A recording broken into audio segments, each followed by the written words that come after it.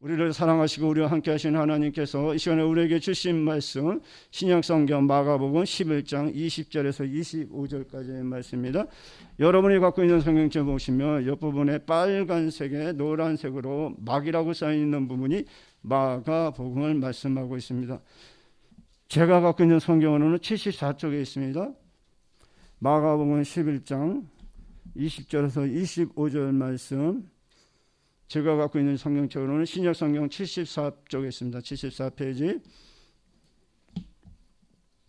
우리 다 천절 믿고 우리 한 절씩 교독하도록 하겠습니다. 제가 20절 봉독하겠습니다. 그들이 아침에 지나갈 때 무화과 나무가 뿌리째 마른 것을 보고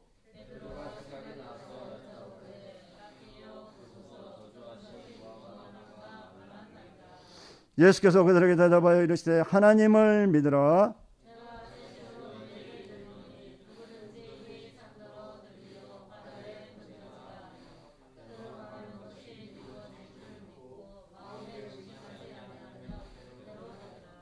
그러므로 내가 너에게 말하노니 무엇이든지 기도하고 구하는 것은 받은 줄로 믿으라. 그리하면 너에게 그대로 되리라. 서서 기도할 때에 아무에게나 험의가 있거든 용서하라. 그리하여야 하늘에 계신 너희 아버지께서도 너희 허물을 사하여 주시리라 하시니라. 아멘. 오늘 주신 본문의 말씀을 가지고 그대로 되리라는 주제를 가지고 말씀이 선포될 때 하나님의 놀라운 은혜가 함께 하시기를 간절히 소망을 드리겠습니다. 우리는 하루하루 삶을 살아가면서 여러 사람들을 만나죠. 우리 여기 많지 않은 우리 성도들 목사님 있지만 아마 만나는 분들이 각자 다 다를 겁니다. 왜요? 내가 살아온 환경이 다르고 내가 지금 하고 있는 일이 다르고 각자 맡은 직분이 다르기 때문에 우리가 하루하루 많은 사람들을 만나지만 그 만나는 사람들은 다 성격에 따라 그 사람의 환경에 따라 다 다를 것입니다. 저도 친구가 굉장히 많았어요. 어떤 친구? 술 친구. 그렇게 많았는데 제가 신학을 하면서 목회를 하면서 어디 다 땅속에 들어갔는지 한 명도 연락 안 해요. 지금 얼마 전 한 8년 전까지 전화 왔었어요. 8년 전에 만나가지고 갔는데 그 친구 부인이 한다는 소리가 뭐라냐면 저 동현 씨라고 그래요. 동현 씨 내가 목사라는 걸 몰라가지고 저녁밥을 먹는데 하시는 말, 그 부인이 하는 말이 동현 씨한테 소주 한 잔 딱 먹이는 게 자기 평생 소원이래. 그리고 자기는 죽어도 한이 없대. 그래서 내가 따라봐. 내가 먹을게 그랬지. 그때만 안 먹을 거 아니까 괜히 소주 한 잔이 아깝다는 거예요.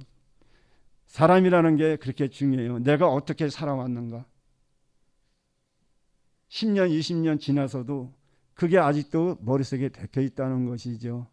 내 마음속에 새겨져 있다는 것이죠. 제가 지금 목사라 그러면 아마 지금도 못 믿는 친구들이 많을 거예요. 제가 신학을 좀 늦게 했는데요. 43살 했나? 신학교 43살에 간 것 같아요. 내가 생각하기에는 한 43살쯤에 신학을 가가지고 목회 안수를 받았는데 한 18년 만에 만난 친구가 있었어요.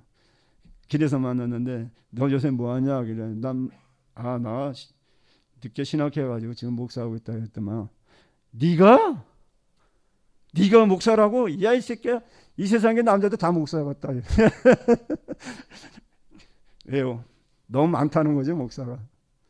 목사 자격이 없는 놈이 목사라고 하니까 그렇게 얘기하는 거겠죠. 만약에 그 친구 그 기억 속에 나를 향해서 좋은 기억이 있었다라면 아마 그렇게 말은 하지는 않을 거예요. 그죠? 그래요. 우리가 하루하루의 삶이 나를 위해서 살기보다 하나님이 나를 어떻게 볼까? 우선 하나님이 나를 어떻게 볼까? 주님이면 어떻게 하셨을까? 먼저 생각하면서 내가 살아왔다면, 내가 좀 더 젊은 나이에 예수님을 만났다면 아마 우리 친구들이나 나를 아는 모든 사람들에게 아마 10년, 20년 지나가서도 좋은 말로 나를 위로해 줬을 것입니다. 그런데 지금은 이제 그런 친구들 없죠. 왜? 전화 한 번도 안 오니까. 친구들 만난 지가 지금 한 10년이 넘은 것 가까이 된 것 같아요. 한 번은 동창회라고 오라 그래서 갔다가 저녁밥을 먹었어요. 그때만 옆에 있는 친구가 뭐라는지 알아요? 목사님 집에 가야 되죠? 얼른 가세요. 나 그때 딱 한 번 참석하고 안 갔어. 그러면서 나가면서 뭐라는지 알아요? 우리는 2차 가야 되니까 목사님 조심해서 가세요. 걔 그다음부터 안 나가서. 우리 초등학교 동창들 마찬가지예요. 제가 목사라니까 부담을 갖더라고요. 이제는. 예전에는 그런 말 없었는데 이제 내가 목사라니까 모르고 불렀다가 내가 목사라니까 부담을 갖고 멀리 하려고 하더라고요. 그래서 내가 스스로 안 갔어요. 스스로 안 나갔는데 제가 왜 이런 말을 하냐면은 우리가 사람이라는 게 만나는 게 굉장히 중요한 거죠. 어떤 친구를 만나느냐에 따라 그 인생이 바뀐다고 얘기도 하잖아요. 그죠? 우리나라도 마찬가지입니다. 우리가 대통령을 어떤 분을 세우느냐에 따라서 나라가 운명이 좌우가 되는 것이죠. 아무것도 아닌 것 같지만 나는 하나지만 전체가 보면 굉장히 큰 거죠. 그래서 나 작은 거 하나라도 내가 어떻게 하느냐에 따라서 나라의 운명이 바뀌기도 하는 것입니다. 그래서 우리는 누구를 만나든 간에 항상 하나님의 뜻을 먼저 구하면서 만나는 것이 중요하다고 생각하죠. 바로 인격적인 만남인 것입니다. 우리 하나님은 우리를 인격적으로 만나주셨습니다. 그래서 우리 하나님은 강제로 우리를 자녀로 삼지 않으셨죠. 우리 주님이 말씀하잖아요. 내 음성을 듣고 마음의 문을 열면 내가 그러고 네가 내 안에 들어오고 해가지고 우리 예수님은 아무나 영접하지 않죠. 내가 마음을 열었을 때만 우리 주님이 들어오십니다. 왜요? 인격적이신 분이기 때문입니다. 강제로 만나는 거죠. 강제로 내 자녀 삼는 게 아니죠. 믿음이라는 것은 뭐 누구 말대로 내가 믿고 싶어서 믿어지는 게 절대 아닙니다. 여러분 교회 10년 다녔어도 천국에 소망 없이 살아가는 사람들 얼마나 많은지 아십니까? 교회 권사, 목사 다 천국 간다고? 다 거짓말이에요. 권사라도 못 가고 장로도 못 가고 권사도 못 가요. 왜요? 내 마음에 뭐가 없으면 예수님이 안 계시면. 내 마음에 예수님이 안 계시고 주님과 함께 동행하지 않는 삶은 그 삶은 주님과 인격적인 만남이 없었기 때문에 그 사람은 천국에 갈 수가 없는 거예요. 진정으로 인격적인 만남, 주님과의 인격적인 만남은 바로 내가 마음의 문을 열고 주님을 내 안에 모셔서 여러분의 입술을 통해서 이렇게 고백을 해야 돼요. 베드로의 고백이죠. 주는 그것이요 살아계신 하나님의 아들입니다. 그 고백 아무나 할 수 있을 것 같아요? 안 돼요. 아무나 못합니다. 베드로가 하나님이 주셨다고 그러잖아요. 베드로가 스스로 한 것이 아니라 우리도 마찬가지입니다. 우리도 그 고백 우리 마음대로 할 수가 없어요. 바로 하나님을 만난 사람, 하나님을 인격적으로 만난 사람만이 그 고백을 스스로 할 수가 있는 것입니다. 인격의 만남은 오직 믿음의 기초 위에 세워지는 것입니다. 선함도 의도 진실도 중요하지만 믿음이 먼저인 것이죠. 우리 주님이 말씀하셨습니다. 하나님을 믿으라. 오늘 본문에 나오잖아요. 하나님을 믿으라. 하나님이 나를 사랑하신다는 걸 믿으시길 바랍니다. 하나님은 각자 다르다고 하죠. 느끼는 게. 내가 어렸을 때 아버지가 내 아이의 하나님이 된다고 얘기들 하더라고요. 저는 그걸 이해를 못했었어요. 근데 나중에 내 모습을 보면서 아버지의 모습이 자꾸 보이더라고요. 근데 하나님을 내가 하나님 앞에 기도할 때마다 그런 느낌이 들어요. 내가 지금 누구한테 기도하고 있는가? 그래서 부모를 잘 만나야 된다고 많이들 얘기하죠. 저는 지난번도 말씀드렸다시피 아이의 잘못은 아니라 부모의 잘못이 아이를 나쁘게 만드는 것입니다. 근데 대부분의 방송에 보면은 아이가 못된 길로 가서 부모가 속을 썩는다고 얘기를 하죠. 천만의 말씀이에요. 한번 그 아이의 삶을 돌아보십시오. 부모가 믿음의 삶, 진짜 하나님을 인격적으로 만나서 말씀대로 순종하고 산다면 그 자녀는 삐딱하게 나기가 쉽지가 않아요. 그런데 하나님을 믿는다, 하나님 목사라고 하면서도 목사다운 삶을 살지 못하니까 그의 자녀들이 삐딱하게 나가는 거예요. 이런 말 하면 어떻게 될지 모르겠지만 제가 부천에서 신앙생활 때 그랬습니다. 아들이 둘이에요. 그 집에. 근데 하루는 목사님이 나보고 자기 아들, 큰아들을 고등학교에 다녔는데 차를 한번 태워다 달래요. 목사님 어디 급한 일이 있다고. 그러면서 하시는 말씀이 내려주고 바로 오면 안 되고 내려주고 어디 숨어 있으래. 그러면 조금 있으면 이놈이 뒤돌아서도 내려올 거래. 아이 설마 그럴까요? 그래서 한번 해보래. 아니나 달러. 그 다음에 아침에 애를 태워다 주고 학교에 문 앞에서 내려주고 나오다가 커브길에 골목길에 딱 세워놓고 내가 차에서 내려서 한번 차 뒤에 숨어서 봤어요. 딱 5분 지나가니까 가방을 이렇게 들고 더 언덕에서 내가 내려와. 아이나 달러 보니까 그놈 와요. 그래서 내가 붙잡고 다시 끌어다가 학교 교실에서 앉혀놨는데, 그러면서 그 주일날 한 번은 그런 얘기를 하더라고요. 목사님한테. 아버지는 성도들만 사랑했지 자녀인 우리에게 뭐 해준 거 있냐고 대들어요.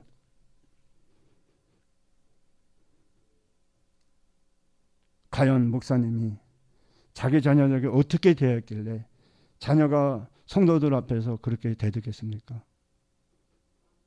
바로 목사가 목사다운 삶을 살지 못하고 맨날 사모님하고 다투고 싸움질하니까, 성도들하고 싸움질하니까 자녀들이 삐딱하게 가는 거예요. 우리 목사님도 인격적인 만남을 못한 거죠. 주님과의 만남을. 그래서 그만큼 인격적인 믿음이 중요한 것입니다. 인격적인 만남, 그것은 믿음이 없이는 불가능한 것이죠. 하나님의 사랑을 그러므로 우리는 믿어야 합니다. 하나님의 사랑에 대한 진실한 반응은 바로 믿음으로 나타나는 것이죠. 그래서 하나님 말씀 히브리서 11장 6절에 이렇게 말씀하고 있습니다. 믿음이 없이는 하나님을 기쁘시게 하지 못하나니 하나님께 나아가는 자는 반드시 그가 계신 것과 또한 그가 자기를 찾는 자들에게 상 주시는 이심을 믿어야 할지니라. 하나님을 간절히 사모하며 날마다 하나님 앞에 상을 받는 우리의 믿음의 삶을 살아가기를 주님으로 간절히 부탁드리겠습니다. 믿음은 세 가지 차원에서 생각할 수 있다고 말합니다. 첫째는 과거에 대한 믿음입니다. 지나간 모든 일이 하나님의 보호하심이요 은혜였다고 믿는 것입니다. 여러분 믿으십니까? 지나온 나의 삶이 하나님의 은혜였고 하나님이 보호였다는 것이죠. 두 번째는 미래에 대한 믿음입니다. 이것은 하나님의 약속에 대한 믿음이요 또한 미래지향적인 믿음이라고 말할 수가 있겠죠. 이 두 가지는 일반적인 믿음이라고 합니다. 세 번째는 현재에 대한 믿음입니다. 초대교회 사람들은 예수님의 능력을 믿었습니다. 그리고 앞으로 재림할 예수님을 믿었죠. 그런데 저들이 성령 충만하게 될 때 달라진 것이 하나가 있었습니다. 그것은 바로 살아계신 예수님을 믿은 것입니다. 현재적인 신앙을 말하는 것이죠. 내 안에서 역사하시고 계시는 예수님을 믿은 것입니다. 현재 우리의 모습 속에 하나님의 사랑과 능력 그리고 지혜가 있음을 믿으시길 바랍니다. 예수님께서 오늘 우리에게 주시는 말씀입니다. 오늘 보면 23절에 뭐라고 말씀하고 있습니까? 끝에 하나님을 어떻게 하라? 믿어라. 24절에는 받은 줄로 믿으라. 하반절에는 그대로 되리라고 말씀하고 있습니다. 이 말씀은 현재를 두고 우리에게 주신 말씀인 것입니다. 하나님의 말씀 요한복음 14장 11절 12절에 예수님께서 우리에게 이렇게 말씀해 주셨죠. 내가 아버지 안에 거하고 아버지께서 내 안에 계심을 믿으라. 그렇지 못하겠거든 행하는 그 일로 말미암아 나를 믿으라. 내가 진실로 너에게 이르노니 나를 믿는 자는 내가 하는 일을 그도 할 것이요 또한 그보다 더 큰 일도 하리라. 이는 내가 아버지께로 감이라고 우리에게 말씀하고 있습니다. 내 안에 계시는 주님. 여러분 심령 안에 주님이 계시는 거 믿으십니까? 혹시라도 아직 내 마음에 예수님을 만나지 못하고 영접하지 못했다라면 지금 이 시간은 늦지 않았습니다. 여러분의 입술을 통해서 여러분의 마음의 문을 열으시고 이 시간 예수님을 영접해서 여러분의 입술을 통해 주는 그도시오 살아계신 하나님의 아들이심을 고백하는 저와 우리 모두가 되기를 주님으로 간절히 소망을 드리겠습니다. 첫째, 우리 예수님을 믿으면 그대로 됩니다. 한번 우리 같이 한번 읽어볼까요? 시작. 예수님을 믿으면 그대로 됩니다. 누구를 믿으면요? 아멘. 예수님을 믿으면 그대로 된다고 말씀하고 있습니다. 하나님 말씀 마가복음 11장 12절 14절에 이튿날 그들의 베다니에서 나왔을 때 예수께서 시장한지라 멀리서 잎사귀 있는 한 무화과 나무를 보시고 혹 그 나무에 무엇이 있을까요? 가셨더니 가서 보신즉 잎사귀 위에 아무것도 없더라. 이는 무화과의 때가 아님이라. 예수께서 나무에게 말씀하여 이르시되 이제부터 영원토록 사람이 내게서 열매를 따먹지 못하리라 하시니 제자들이 이를 듣더라고 말씀하고 있습니다. 예수님의 제자들이 아침에 지나갈 때 무화과 나무가 뿌리째 마른 것을 보았다고 오늘 본문에서 말씀하고 있습니다. 예수님 말씀대로 된 것이죠. 아침에 나오니까 뿌리째 말랐다는 것이죠. 이르본 베드로가 예수님께서 하신 말씀이 생각나서 예수님께 물어봅니다. 랍비요, 보소서 저주하신 무화과 나무가 말랐나이다 하고. 그럴 때 예수님께서 뭐라고 말씀하셨습니까? 하나님을 어떻게 하라? 믿어라. 그리고 말씀하시기를 너희는 왜 내가 말한 것을 바로 믿지 못하고 무화과 나무가 마른 것을 보고 믿느냐고 말씀하고 있습니다. 이 나무는 어제 말랐지 오늘 마른 것이 아니니 지금 믿으라고 우리에게 말씀하고 있는 것입니다. 언제 말랐다고? 예수님 말하시는 그날 그 시간에 벌써 말랐다는 것이죠. 근데 제자들은 그날 아침에 봤기 때문에 지금 마른 걸로 알고 있는 것이죠.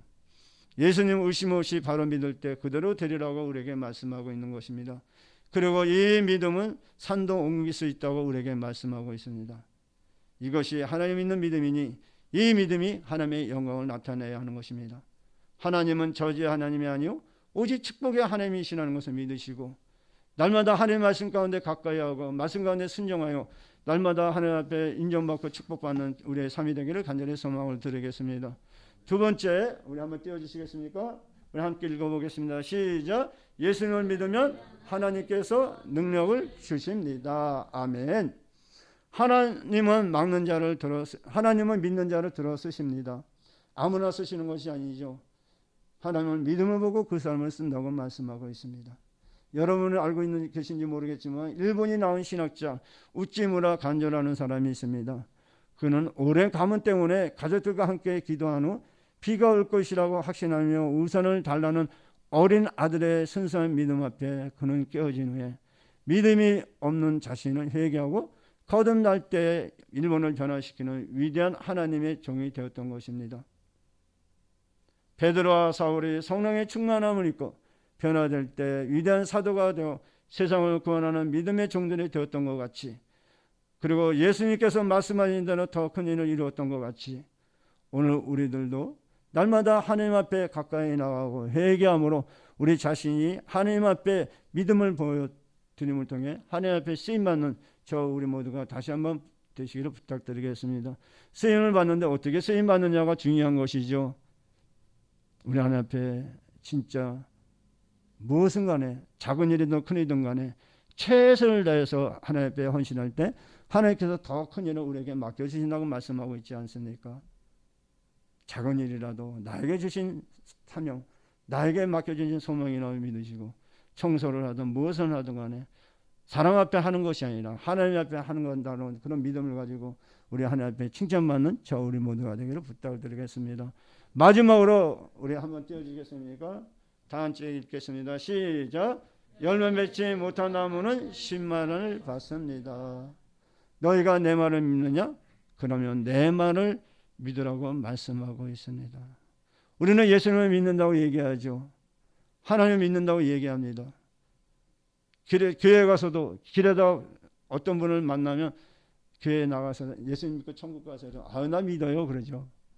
믿는다는 사람은 의외로 많습니다. 그런데 그 사람의 삶이 과연 믿음의 삶을 살아가고 있을까요? 여기 서서 하나님의 말씀을 전하는 저도 때로 따라 말씀에 불순종할 때가 많습니다.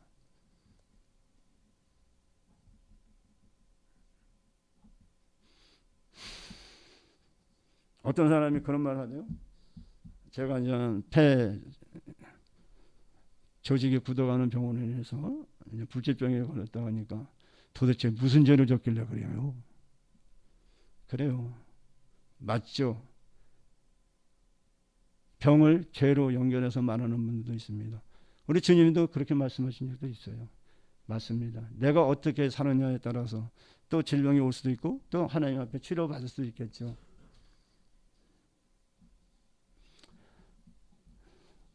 오늘 본문에 우리 주님이 이렇게 말씀하고 있습니다. 열매 없는 무화과 나무의 심판을 보았다면 너희는 어떻게 살아야겠느냐? 어떻게 살아야겠느냐? 여러분은 어떻게 사시겠습니까? 여러분의 삶이 열매 맺지 못하는 삶을 살아간다면 과연 하나님이 기뻐하실까요? 마지막 때 제 소원은 그거예요.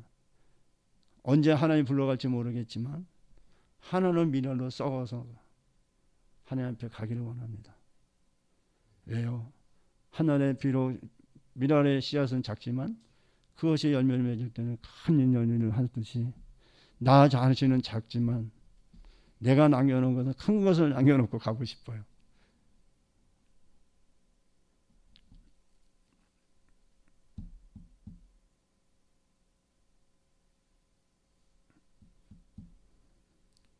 우리 주님이 나에게 주신 은사, 내게 주신 건강, 내게 주신 물질, 명예, 권세, 지혜, 이 모든 것들로 주님의 선한 일을 행하는 참된 그리스도인이 되어야 할 것입니다. 그리하면 이루시고 더하신다고 말씀하셨습니다.